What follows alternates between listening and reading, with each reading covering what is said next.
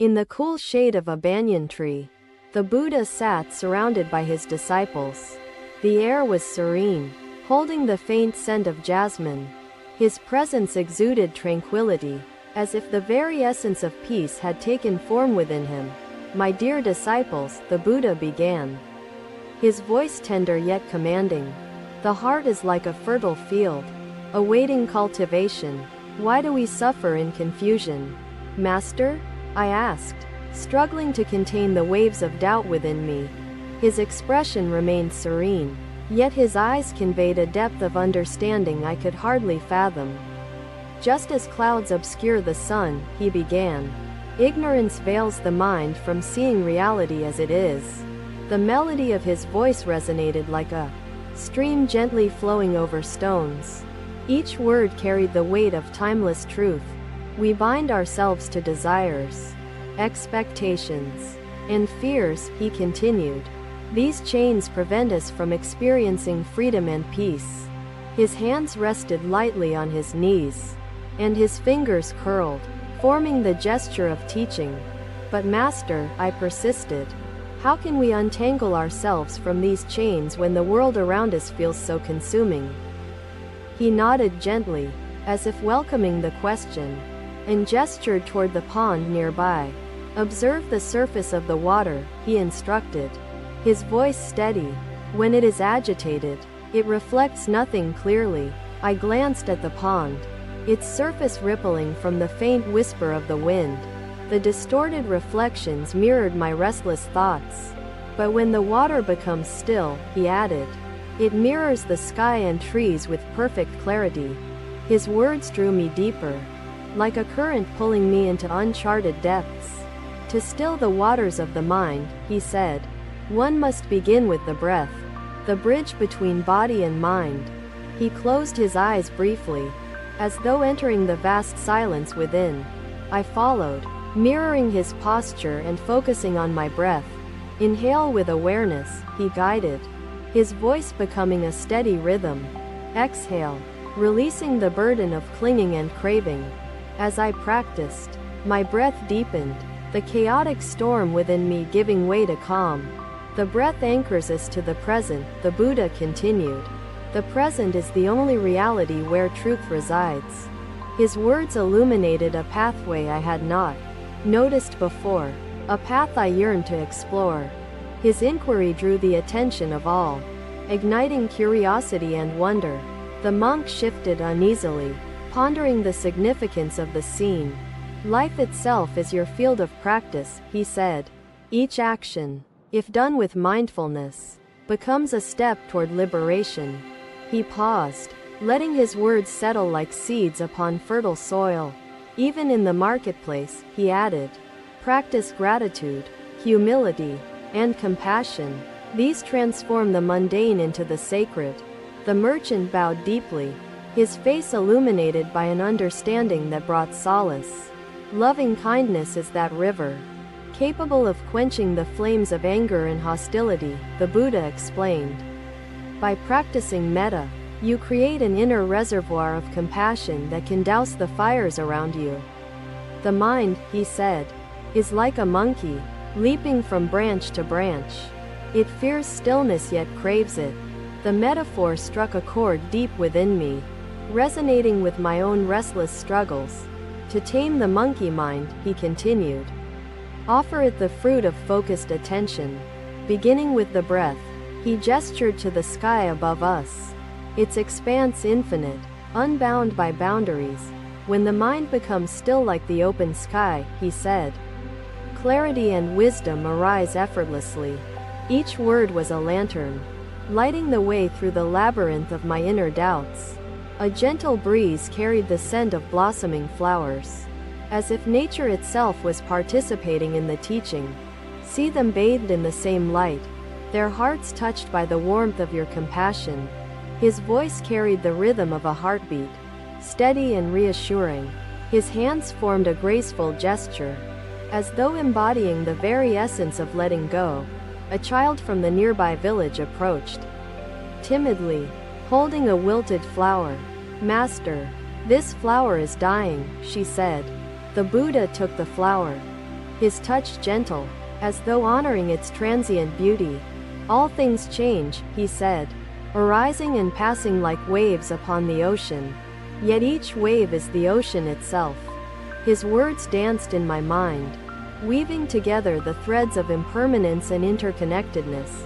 The child smiled, her innocence untouched by the weight of the lesson. It requires patience, perseverance, and the willingness to confront your own limitations with compassion. The sun began its descent, casting a golden hue over Jetavana as the meditation session concluded. It is the truth that liberates, showing us that clinging is futile. The sun dipped lower, casting golden hues over the gathering. As the disciples prepared to depart, the Buddha spoke once more, his voice resonating with timeless wisdom. Carry this practice with you, nurturing the seed of loving kindness in every thought, word, and action, he said. His hands rested in his lap, forming the mudra of meditation, a symbol of unwavering focus. As twilight descended, a deep silence enveloped us, not of emptiness, but of profound presence. The grove of Jetavana, now steeped in the energy of their meditation, stood as a silent witness to the profound exchange of wisdom and compassion. As the Buddha watched his disciples disperse, his heart brimmed with hope for the world. I bowed deeply, the weight of my doubts lifted, replaced by a clarity that felt both fragile and enduring. The banyan tree stood as a silent witness, its roots intertwining with the earth, its branches reaching for the heavens. In that moment, I understood that the path was not somewhere outside, but within me, waiting to be walked. Another day, another village. The sun rose gently over the horizon, bathing the fields in golden light. The Buddha and his disciples entered a small village where famine had taken its toll on the people. Shadows of despair lingered in the eyes of the villagers, their faces gaunt from hunger. The Buddha walked among them, his presence a quiet comfort amidst their suffering. A young woman approached, holding her infant tightly, her voice trembling as she spoke. "Great teacher, our fields are barren, our stores are empty. How can we endure this suffering?" The Buddha listened, his gaze steady and filled with compassion, as though he carried their pain within his heart. "Daughter," he said, his voice like a soothing stream, "suffering is the soil from which wisdom and compassion grow." His words seemed to hang in the air, tender yet profound, as if inviting the villagers to a deeper understanding. The woman fell to her knees, tears streaming as she clutched her child. "But Master," she pleaded, "our suffering feels endless, and hope is lost. How can we find peace in such darkness?" The Buddha knelt beside her, his hands cupping hers with a gentleness that transcended words. "Suffering," he said, "is not an end, but a beginning. It is the teacher that leads us to the path of truth." His words carried a quiet strength, like the roots of a tree firmly holding the earth. He turned to his disciples, his gaze calm yet resolute. "Bring the rice we carry," he instructed, his voice steady. "Share what we have with those in need, for giving nourishes the giver and the receiver alike." The disciples hesitated, their thoughts clouded by the scarcity of their own provisions. The Buddha observed their reluctance without judgment, his silence like a mirror reflecting their inner struggle. "To give even when we have little," he said, "is to open the heart to the boundless nature of compassion." His words were a call to action, a gentle reminder of the teachings they sought to embody. Slowly, the disciples began to share their rice, each portion small but given with sincerity. The villagers gathered, their gratitude evident as they received the offerings. The Buddha addressed them, his voice carrying the weight of timeless wisdom. "Compassion," he said, "is not a luxury, but a necessity. It is the thread that weaves humanity into a single fabric." An elder from the village stepped forward, his voice laden with sorrow. "Master," he said, "we have lost so much. How can we rebuild when there is nothing left to hold on to?" The Buddha gestured to a tree nearby, its branches laden with green leaves despite the barren soil. This tree, he said, stands because its roots delve deep into the earth, drawing sustenance from hidden waters. His words painted a picture of resilience, a testament to the strength that lies unseen beneath the surface. Within each of you, he continued, exists the same strength. Compassion and unity are the waters that nourish the soul. His gaze swept over the gathering, his presence an anchor in their turbulent sea of despair. A child, no older than 7, approached the Buddha, holding a broken toy. Master, the child said, even my toys are broken. Will they ever be whole again? The Buddha knelt, his hands gently taking the toy, his eyes meeting the child's with infinite kindness. Child, he said, nothing stays broken forever. From what is broken, new things can emerge, shaped by love and care. His voice carried the depth of his understanding, blending encouragement with gentle admonition. Begin by cultivating compassion within your own heart, allowing it to radiate outward to touch others. Unity, he said, is the force that turns despair into hope, hunger into shared abundance. He paused, letting the weight of his words settle like seeds upon fertile soil. Even in scarcity, he continued, there is enough when hearts are open and hands work together. Let this be your practice. His voice was neither commanding nor pleading. It carried the quiet certainty of truth. The villagers began to share among themselves, inspired by the Buddha's example and his words. Small acts of kindness blossomed like flowers in the barren landscape, their beauty defying the desolation. The Buddha watched, his expression serene, his presence a silent affirmation of their efforts.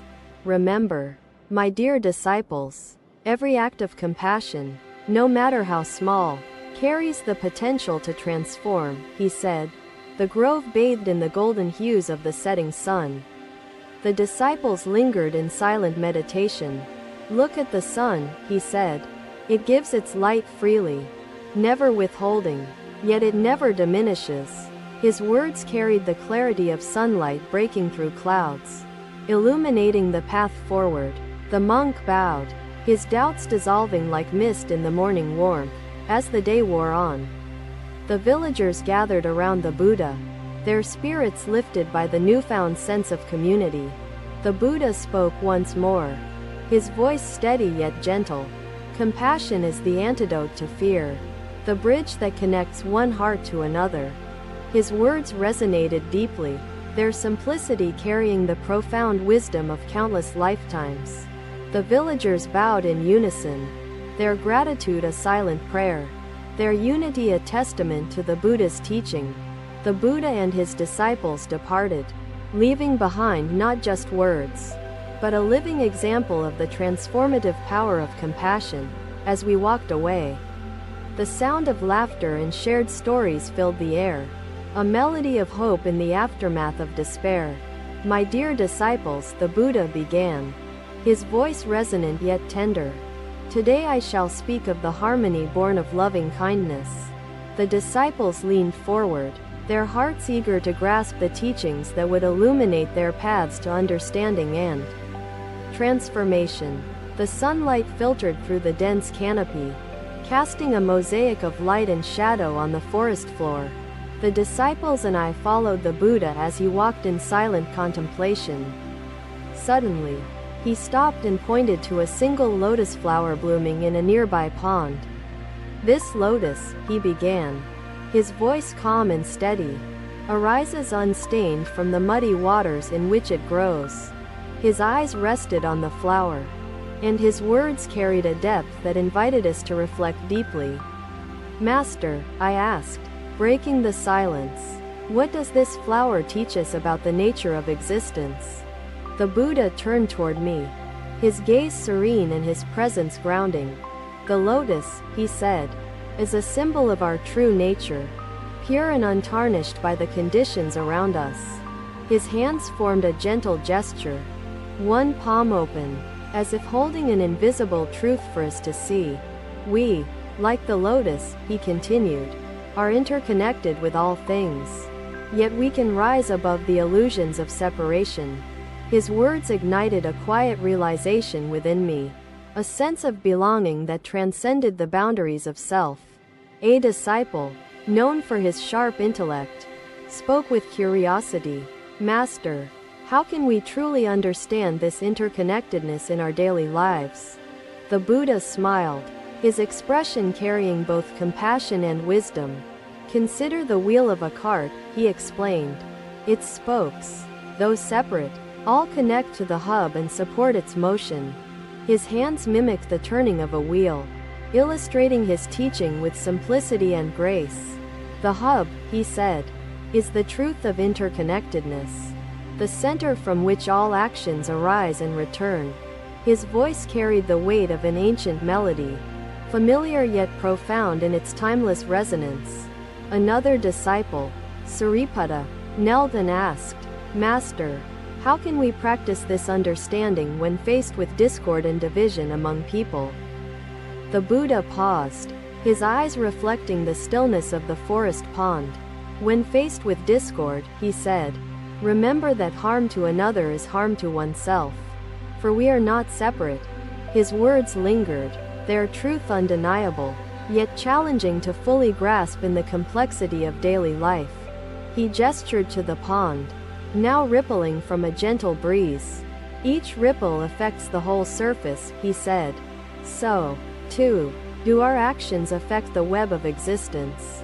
The disciples and I listened intently, the simplicity of his words illuminating the depth of their meaning. A villager approached, holding a broken basket, her face etched with worry.